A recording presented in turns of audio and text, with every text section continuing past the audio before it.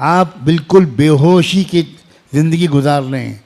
मुझे इतना दुख है, मैं अपने अब जज्बात पर काबू रखना मेरे लिए मुश्किल हो रहा है कि मैं चीख चीख कर कहूँ तब भी आप नहीं जागते। आपको कुछ खबर नहीं है, हमारे मुल्क में इस वक्त करोड़ों मुसलमान घर जो बहुत ज़्यादा गुर्बत का शिकार हैं, उन पर डोरे डाले जा रहे हैं। उनसे कहा जा रहा है क्यों भूखे मर रहे हो।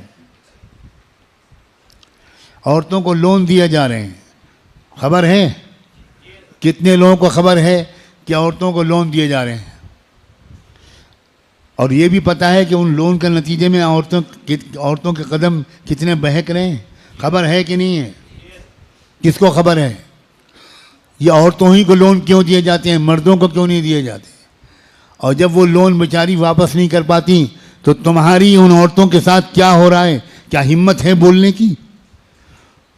उनसे कहा जा रहा है कि हमारे सेठ के साथ सोना पड़ेगा, महाजन के साथ सोना पड़ेगा।